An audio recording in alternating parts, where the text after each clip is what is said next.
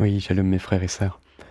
Je tenais juste à vous faire cette petite vidéo rectificative par rapport à ma dernière en date. Premièrement, et je pense l'avoir assez répété, la Torah signifie enseignement.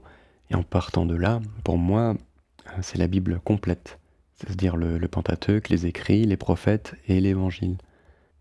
Et nous trouvons un enseignement au travers un commandement, une parabole de Yeshua ou encore dans l'histoire du roi David par exemple, par ses bons accomplissements et par les conséquences aussi de ses actes qui n'étaient pas divinement inspirés, etc., etc.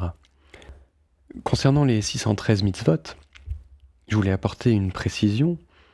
J'ai peut-être pu faire un excès de subtilité ou ne pas avoir été limpide sur ce sujet. Mon message précédent n'était pas de faire penser que nous devons observer toutes les 613 mitzvot. Sinon, forcément, je me contredirais tout seul avec l'alliance de la circoncision, par exemple, qui est répertoriée parmi les mitzvot. Mais aussi parce que, d'abord, ces commandements ont été classifiés par un rabbin au XIIe siècle, si je ne me trompe pas. Donc c'est réalisé par un homme et par sa propre interprétation, et dont je ne connais même pas sa motivation. Et deuxièmement, il y a parmi ces 613 certaines qui ne sont absolument plus réalisables aujourd'hui. Par exemple, brûler une ville qui a basculé dans l'idolâtrie, ne pas cesser de haïr le missionnaire, ne pas craindre de tuer le faux prophète, ou divorcer au moyen d'une lettre, par exemple. Et j'en passe. En revanche, on pourrait aussi, par la même occasion, se poser la question si ces mitzvot que je vais vous soumettre concerneraient uniquement les juifs.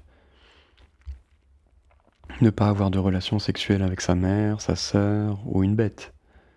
Ne pas avoir de relation homosexuelle. Ne pas se marier avec un non-juif, dans notre cas, avec un non-chrétien. Ne pas jurer faussement au nom de Dieu, etc. Vous trouverez en commentaire un lien qui vous mènera vers cette liste complète. Pour conclure, je crois qu'il faudrait que nous fassions travailler notre machine à réfléchir pour tirer par nous-mêmes et surtout nous laisser guider par l'Esprit de notre Père qui nous enseigne sa loi à travers toute la Bible et pas seulement les 613 commandements. Il y a aussi des enseignements cachés dans l'histoire des patriarches.